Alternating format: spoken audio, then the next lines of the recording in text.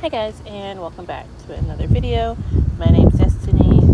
I do book things here, and yes, we're doing another voiceover over lunch. So, this is my June Wrapped. I'm loving doing my wrap-ups this way, where you watch me plan in my book journal as I talk about the book. It's honestly wonderful to get to do and to talk about. I am super excited about the way these spreads turned out. The first one I'm doing here is for Halloween Party. Well, was Halloween Party by Agatha Christie. This one is We Spread by Ian Reid. This one was so good. It has me truly terrified of growing old, though. And if you don't know what this is about, it's about an older woman who starts just losing her memory and getting older, and what it feels like to be getting older. We're not sure if there's some paranormal going on there or not, and it's one of those speculative ones where you don't know what's going on. It was so good. Now here's Halloween Party by Agatha Christie. This one to me was really interesting. The way her Poirot gets the case and the way that things are handled was super interesting to me. It was a 5 out of 5 read for sure. I think that Poirot had to jump to a lot of hoops to get that one solved. Now we're moving on to Belladonna. This was my library read of the month. I physically read it, and it was beautifully done. So beautifully done that I am planning on picking up All the Stars Have Teeth by the same author. Belladonna, I still dream about it. Her relationship with death is one that I think is beautifully done, per se. If you don't know what this is about, this follows a teenager who her parents threw a big party one night, and somebody poisoned the wine, and everyone is found dead the next day except her. She's still alive. You get the first chapter from Death's point of view, and he's coming in to collect all the souls, and when he goes to touch her, he doesn't get Signa's past, so the life she's lived, he sees her future, and he knows she's different, and finally thinks he found somebody that he can share this long dreary existence he has been living with, and it's Signa. This one is beautifully haunted. I've heard it has a gothic feel. I wouldn't know anything about that because I usually don't care for gothic novels. They're not my favorite to read. But I did love this, and Foxglove is the next one. It's supposed to come out, I think, later this year. Don't quote me on that. I could be wrong. I cannot wait to read it and pick it up. Okay, now, moving on. That was my Caraval spread. I did read it this month. I missed filming it for some reason. I have no footage of it. I don't know why. I did give it 5 stars. We will come back to it at the end of this video when I do the face forward version to close it out. We'll talk about Caraval a little more since I didn't get it filmed. But the next one I'm making is Be Not Far From Me by Minnie McGinnis. This is a woods survival story. Minnie McGinnis wrote Female of the Species, and while I really did enjoy this one, it's not going to top that for me. Be Not Far From Me takes place in the woods. Our main character is a survivalist. She's always been interested in hiking, that's just where her interests lie. And she stumbles away from a party drunk one night after her boyfriend has cheated on her and gets lost in the woods. And you're experiencing this with her and the trauma she goes through and all the problems she faces. It was so good. Next, we're doing, I don't remember. I'm not even gonna lie and say I do. I will show the video. Oh, I dropped my orange. We'll show the book cover here in a second. So this is the 7th in the Sleep series. I want to say it's called The Calling. So this series follows Morgan. Morgan is a 17-year-old girl who gets introduced to Wicca by the new kid in town, Cam, and shit starts to happen to her. These books are like 100 pages a piece. I mean, they're short little reads. They're really good. I wish I put 2 of them on my TBR instead of 1. I'll fix that mistake next month because I needed 2. The next one's another Agatha Christie. I'm not going to say much about them because I have the same thing to say. I just love Poirot. I love reading about Poirot. I love reading all the things Poirot deduces from all these people. Next, if I'm right, we're going to see... This is my Bloodmarked, Legendborn, and Blood Countess. I read all these pretty quickly. As you can see, I also read 9 Lives, which I know I filmed it. Can't find it anywhere. It's one of those problems. But the Blood Countess, I'm gonna let y'all watch me plan it because I don't have much to say about it, to be honest. I didn't have many thoughts at all.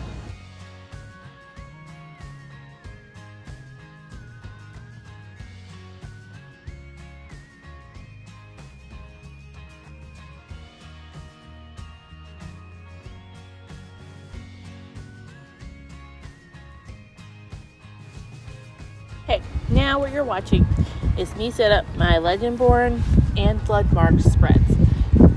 Legendborn is the fiction that I did not know I needed as a child and wish I had.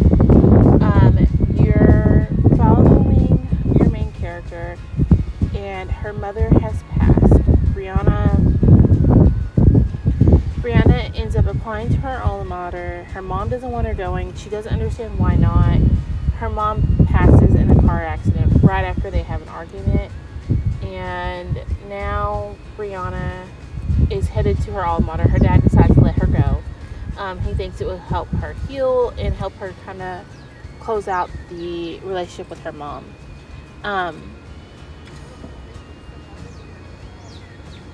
Well, what ends up happening is she gets into some shit. Obviously, we're talking about books here. And it's a King Arthur retelling, but through a black lens.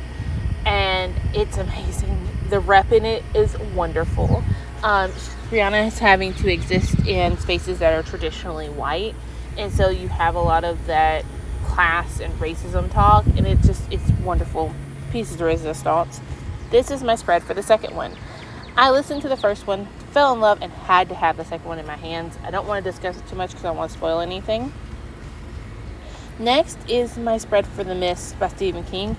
I honestly didn't even fill it in. I went on to the next one. I do have video, I think, of me filling it in here in a little bit. But I can't remember what the next one was I did. Can you tell I don't remember what I read because I read so much? The Woman in Cabin 10. I love me a Ruth Ware thriller. I just do. She has a way of writing unhinged main characters that makes me smile. In a way, I don't think it should. Ruth Ware, in this one, we meet our main character, who I can't remember her name to save the life of me. She is she's a travel journalist, and she gets invited on this exclusive cruise for all these high ballers, and she's supposed to review it. Her boss is pregnant, so that's why she gets to go. And one night she hears a splash outside of her cabin and starts throwing the alarm that somebody has jumped overboard. Somebody was thrown overboard. There was blood. She makes this whole big deal, and the security guard does not believe her. And then from there, things start to evolve. It's so good. I don't want to give you more than that because I don't want to spoil it. The last page had me giggling and had me questioning, which I think all of Ruth Ware's books do. Going back to The Mist. The Mist, I actually really enjoyed. I'm starting to think that Stephen King is a hit or miss author for me, which is fine. I really, really enjoyed The Mist. Now, I wish we had seen how we found the letter. And and how the ending came about, that would have been cool. But other than that, I really, really enjoyed it and absolutely loved it. And I think I'm fixing it. Yep. Okay. So from here, I think I've only read 2 or 3 more. I did 2 rereads. That's what it is. 2 rereads. So the first reread, which I'm fixing to put in now, is These Witches Don't Burn by Isabella Sterling. I could have that wrong. This one was a reread because I want to go into This Coven Won't Break. I did not remember enough of the first one to actually jump into the second one. Like, I didn't remember who done it. I didn't remember a lot. I remembered our main character, Hannah. I remember Veronica, and I remember Morgan, but that's about it. This one is a sapphic, how do I put it? It's a sapphic witchy story. Morgan, Hannah is an elemental witch, and Veronica is actually part of her coven. They were dating and have broke up. And first the book opens, you're not sure why they broke up or what's going on. Hannah had a run-in with a blood witch, which was not good at all. It left her and Veronica separated, and now Hannah believes the blood witch is back and hunting them. It is a 5-star read. The second time through, I had some shocking moments because, like I said, I didn't remember a lot of it, but I loved it even more the second time around than the first. And next, we're going to talk about King's Cage. I'm going to let you get to the music and watch me fill this in, and then we'll get there.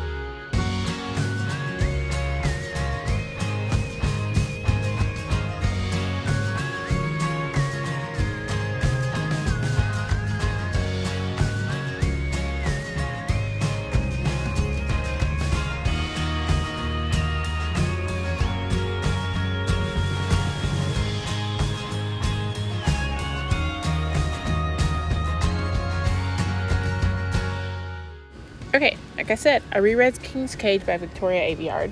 So I've been slowly working my way through rereading the Red Queen series because I had never read Warstorm. So I never finished the series, and I wanted to go in remembering everything that happened. King's Cage ending surprised the living crud out of me. I forgot the choice that was made there. But I still really enjoyed this. I think I gave it 5 stars again. It was still just as good as the first time around.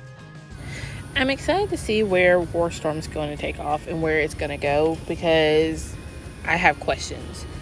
A lot of questions. But that is my last spread for this month. I hope y'all guys enjoyed this. you're going to see me finish writing this in, of course. And then I'm going to fill in my June spreads and do a June flip through just so y'all can see everything that was set up and all of that. Any of the books you see in the June flip through that I did not talk through here in the voiceover, we will get to in the face forward video, so I'll catch you there.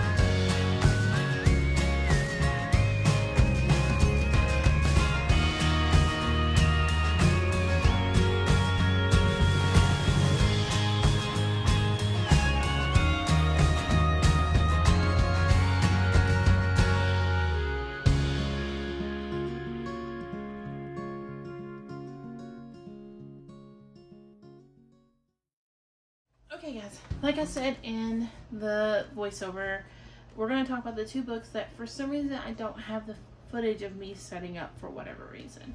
One is 9 Lives by Peter Swanson. That one, I don't have much to say. I think that it would have been better if I had read it when I was not, or when I had more space for Miss Agatha Christie. Since I read it while in the brink of my Agatha Christie era at this moment, it felt too much like that. I knew where it was going. As soon as one of her books is mentioned, I knew. And I'm not saying which book it is because I don't want to spoil it for anybody who's looking to go into this and may really enjoy that twist. I didn't because I knew. I knew. Come here. Come here. Come on, Bubba. Come here. You need some loving? Come here.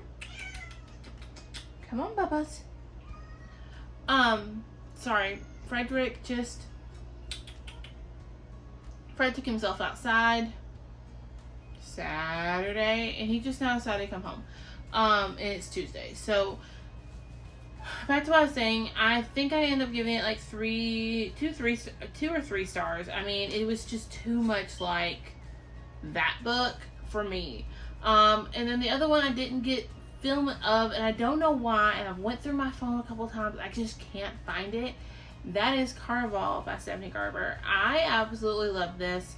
I found Scarlett to be relatable and likable. The ending had me shocked and shook, so much so that I went to the library the next day to get the next one so I could binge when I got ready.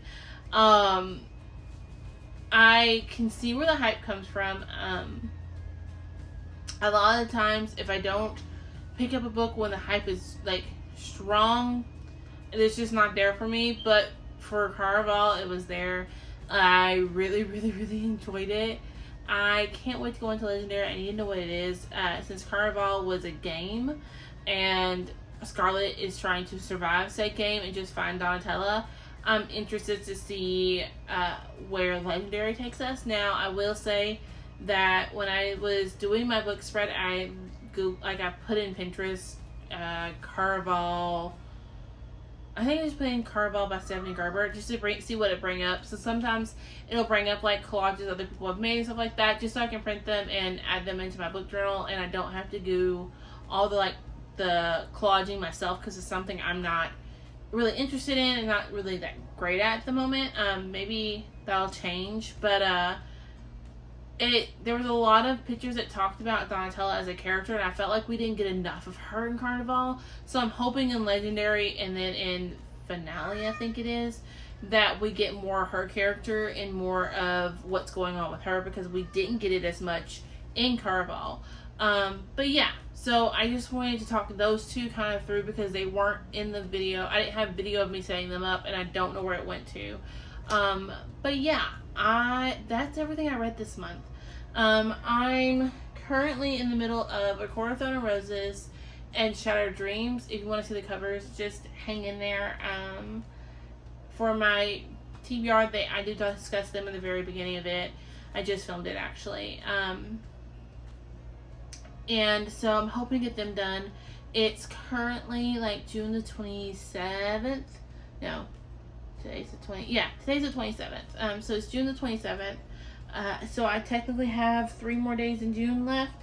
I don't see myself finishing anything, but I do see myself finishing a lot come January. It's time for bed. It's time to wash my face and go to bed.